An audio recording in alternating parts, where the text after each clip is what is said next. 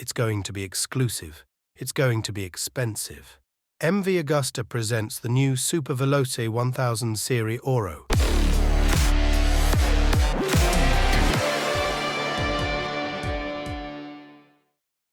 Yes, the arrival of a Superveloce 1000 was quite predictable. The Superveloce 800 has been in the program for a long time now.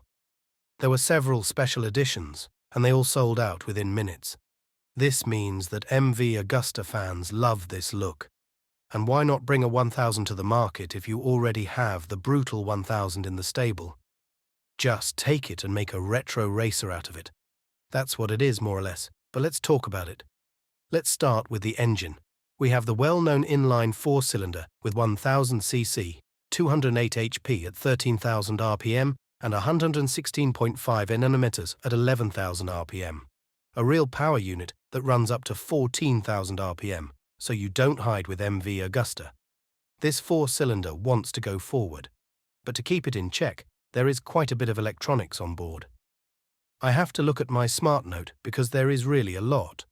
On the one hand, we have an 8-level switchable traction control. It has 2 modes for rain, 3 modes for the road, and 3 modes for the track.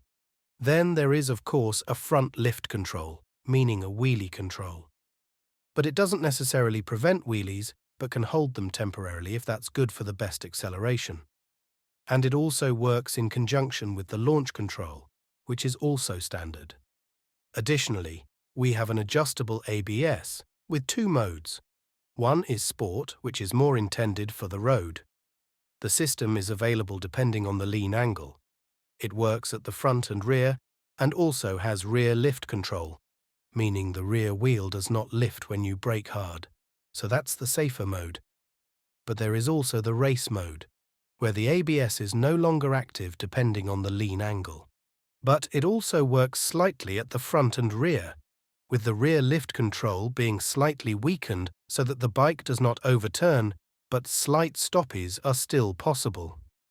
Sometimes, when we look at real racers, they often ride almost entirely on the front wheel to the curve.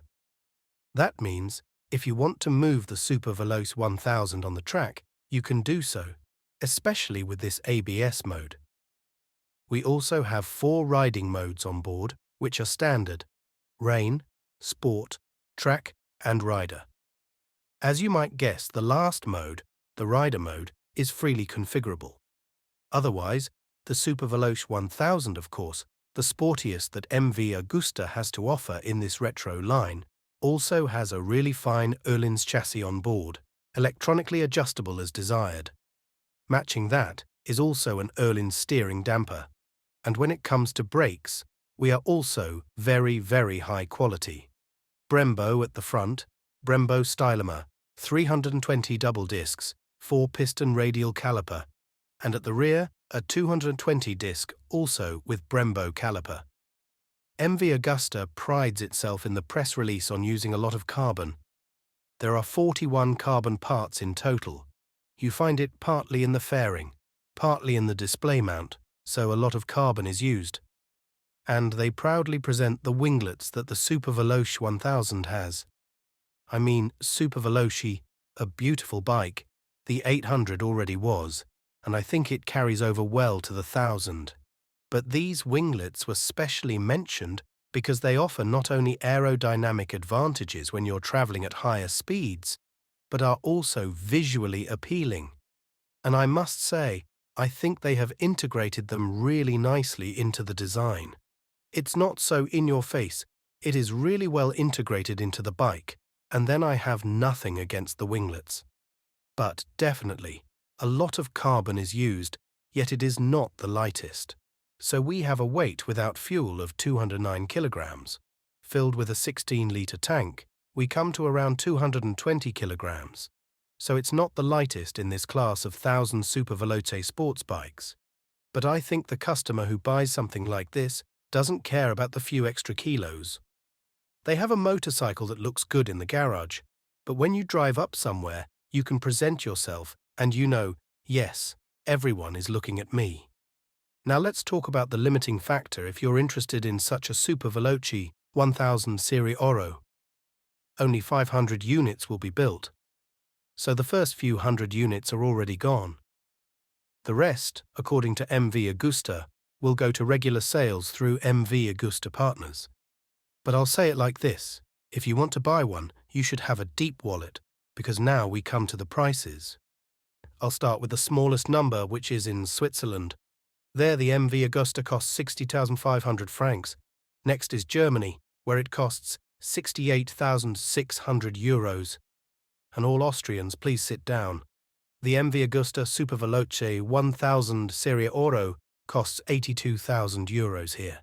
So it is a bike clearly intended for collectors, with a price of 82,000 euros. I doubt I'll see it next year at a track day at Pannonia Ring, because moving it on the track, you need an even deeper wallet, so that if you put it in the gravel bed, you say, well, too bad. But you can imagine that MV Agusta will also bring out a standard Superveloce 1000 in the coming years, which might have a few fewer components on board. But this Serie Oro is, of course, the first big bang for this new model with known technology. But how such an exclusive bike rides, we might find out soon. Pokey will definitely see it this week. Maybe he will even get to ride it.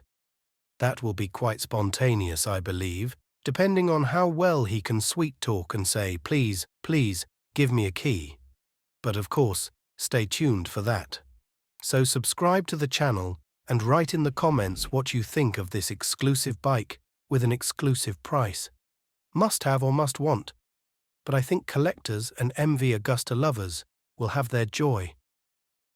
I'll have my joy if you leave a thumbs up on this video. That would really make me happy. And then I'll see you in the next video. Thanks for watching. See you soon. Bye.